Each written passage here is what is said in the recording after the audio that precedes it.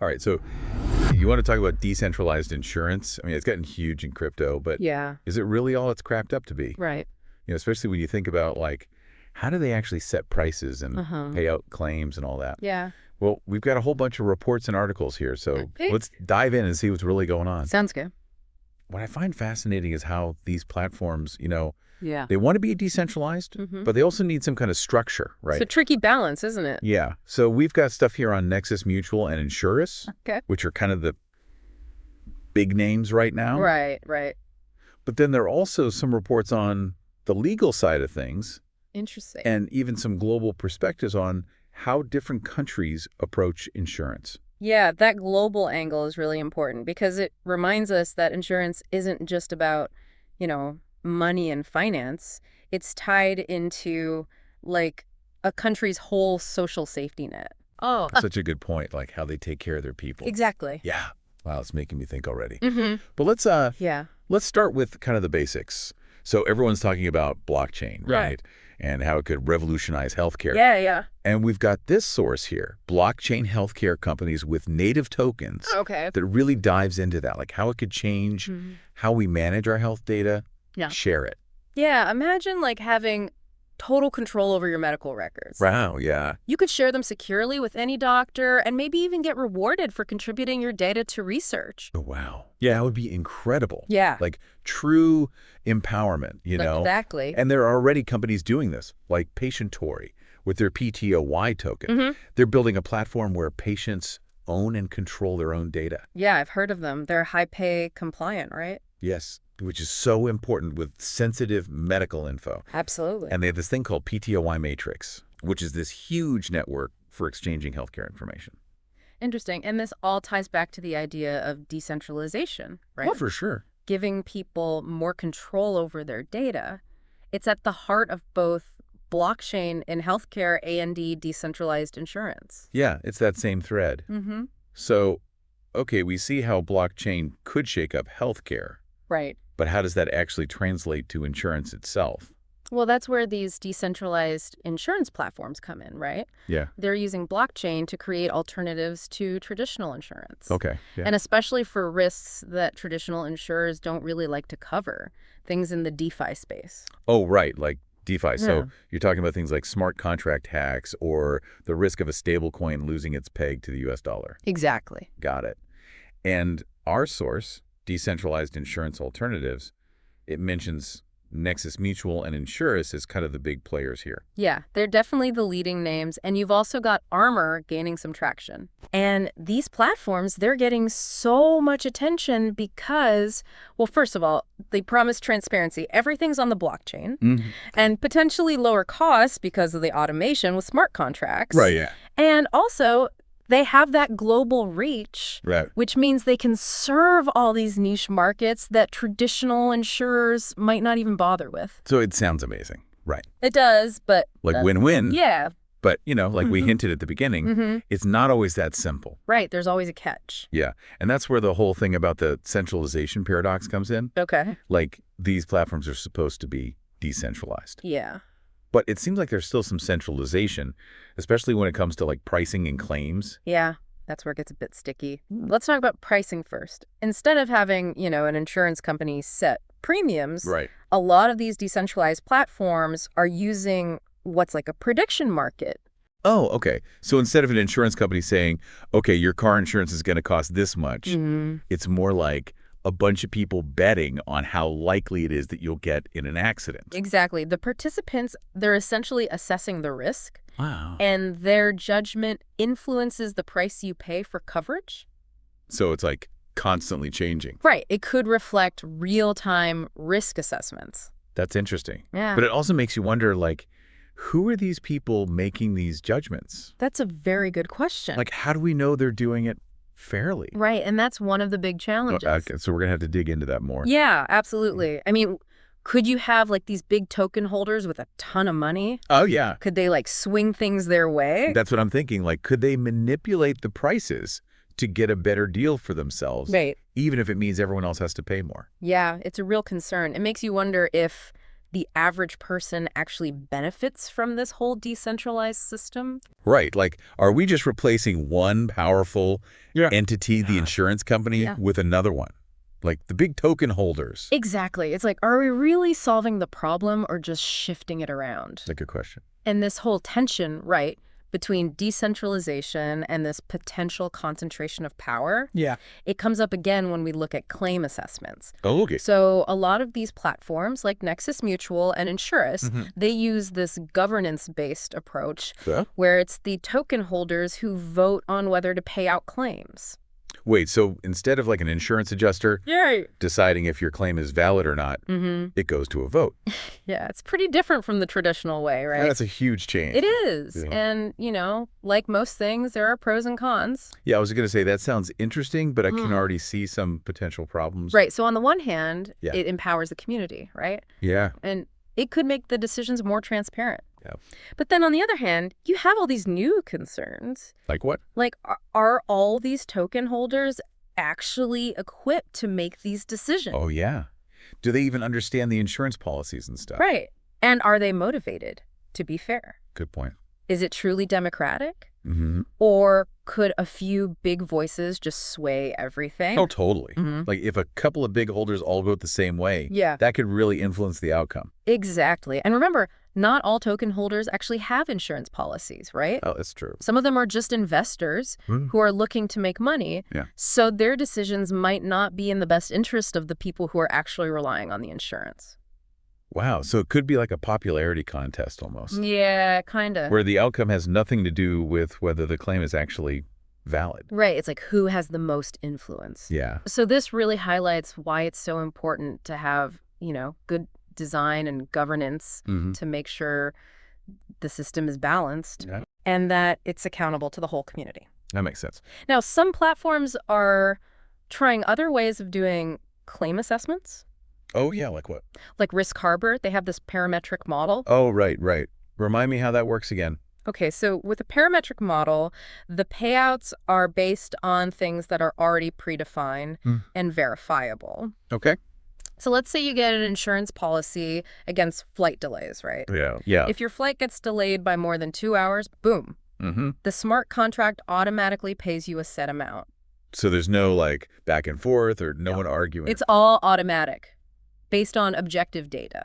Wow, that's a totally different way of thinking about it. So you completely take out the whole subjectivity of someone having to assess your claim. Yeah, it's all based on data feeds, Okay. which are sometimes called oracles in the blockchain world. Right. But even with this, there are challenges. Like what? Well, how do you know those data feeds are reliable? Oh, yeah, that's a good point. What if the oracle, the one providing the flight delay information, what if it gets hacked or something? Right, right. So these are all things they're still figuring out. So it seems like every approach has its own issues. Yeah, there are always trade-offs. You either have potential bias in the voting, or you have to worry about whether the data is accurate. Exactly. And then on top of all that, you've got the legal stuff to deal with. Right, because this whole decentralized insurance thing, it's kind of operating in this gray area, legally speaking. It's like the Wild West out there. It really is. So, you know, traditional insurance is super regulated to protect people and make sure things are stable. Yeah. But these decentralized platforms, they're really pushing the boundaries of what insurance is. Right. And the regulators are trying to catch up. Yeah, makes sense. Our source, Decentralized Insurance Alternatives, it talks about how some platforms are trying to avoid those traditional regulations altogether. Really? How do they do that? Well, there are a couple of ways they're doing it. Some of them, like EtherRisk, they specialize in parametric insurance, right? Right, right. So they argue that they're not actually offering insurance contracts, but more like technical guarantees based on these predefined events. So instead of saying, we'll cover you if something bad happens, they say, if this happens, you automatically get that.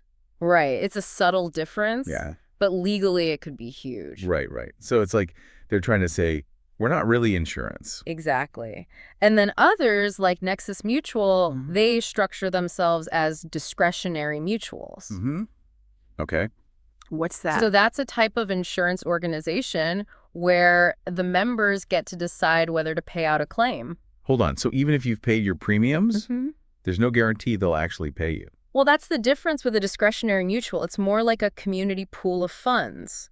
Okay. And it's the community that decides. So it's risky. It can be a... Because you're basically trusting the community to do the right thing. Right. And there's not really a legal contract to fall back on. That's a gamble. It is. But then again, traditional insurance isn't perfect either. Oh, tell me about it. Yeah. Have you ever tried filing a claim? Oh, it's a nightmare. So much paperwork. Exactly. But at least you have a contract. Right. And the law's on your side. Okay, yeah. With decentralized insurance, we're in uncharted territory. Speaking of different approaches, this deep dive takes us all over the world, Oh, yeah. looking at how different countries handle insurance. It's amazing how different things are in different places. Right? It's such a complex landscape. Like some countries in the EU, for example, they Yeah. have these really comprehensive safety nets, like Yeah. universal health care. And then Yeah. you've got the US, Yeah. which is this mix of public and private. Right. And the rules are so confusing. Oh, totally. And then there are places where insurance is barely a thing, Yeah. and people rely on like informal networks Interesting. or just their own savings. So insurance is really a cultural thing, too. It totally is. Wow. It's not just about finance. Yeah. It's about like how a society takes care of its people. Right. And all this, it just shows how hard it is to coordinate insurance globally. We've got all these sources here about international health regulations, social security agreements, Yeah. even how Germany's pension system works with other countries. It's fascinating, right? It really shows how interconnected everything is. It does. Like, you wouldn't think it, but even something as personal as insurance is affected by globalization. Yeah, it's not just about you and your policy anymore. And all these international agreements, they're trying to solve the problems that come up when people live and work in different countries. Right. Like, we have one source here about the U.S. and Brazil. Oh, yeah, isn't that the one about social security benefits? That's the one. So it's all about making sure people who've worked in both countries get credit for that. Yeah. And it helps them avoid paying taxes twice on the same earnings. Oh, okay. So even as we're looking at these new decentralized platforms, we can learn a lot from these older systems. Yeah, good point. And how they've tried to deal with this globalized world. Yeah, they've been working on this for a while. Okay, so back to the big question. All right, the million-dollar question. Is decentralized insurance going to replace traditional insurance? That's what I want to know. Yeah. What's your take? Well, I don't think it's going to completely wipe out the big insurance companies anytime soon. Okay. Especially for things like health, life, property insurance. Right. Those are pretty established, but it is definitely a force to be reckoned with. So not a total takeover, but a disruptor. Yeah, I think that's a good way to put it. And that's what makes it so interesting. Both models have their good and bad points. Right. And they could actually learn from each other. Oh, yeah, like how? Well, like the traditional insurers could use blockchain to become more efficient and transparent. And the decentralized platforms could use the expertise of the traditional guys. Right, right. So it's not necessarily one or the other. Yeah, could be both. The future of insurance could be a hybrid model. Interesting. Combining the best of both worlds. Exactly. And that's why it's so important to stay informed and keep track of how it all evolves. So after all this talk about decentralization and paradoxes and global perspectives, what does it all mean for the listener? Like, what should they take away from this? Well, what strikes me is that decentralized insurance is making us rethink the whole idea of how we manage risk and protect ourselves financially. It's challenging the way things have always been done. Right. And it's giving us a glimpse of a future where financial security is more accessible and more transparent. And more in our control. Exactly. It's tapping into this desire for more control and fairness and efficiency in our financial lives. People want that. But it's important to be critical, too. Right. Don't just believe everything you hear. Right. Just because something is decentralized doesn't mean it's perfect. Okay. There are still issues with centralization creeping in. There's regulatory uncertainty. Right. And we need good governance to prevent manipulation. Yeah. And to make sure everyone's accountable. So do your research before you jump in. Exactly. Weigh the pros and cons. Choose platforms that you trust. Yeah. And remember, this is all changing so fast. Yeah. The platforms we've talked about today, they're just the beginning.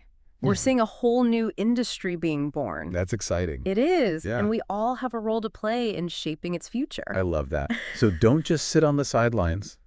Get informed. Yeah. Ask questions. Right. Be part of the conversation. And who knows, maybe decentralized insurance will actually achieve what it's promising. Mm-hmm. Maybe it'll create this global safety net Yeah, that's available to everyone. that would be amazing. It would, no matter where they live, Mm-hmm. no matter what risks they face. That's a future worth fighting for. It definitely is. You know, through all this, I keep thinking about this idea of control, right? Huh? Like traditional insurance, it often feels like you're just in the dark. Yeah. You pay your premiums, Mm-hmm.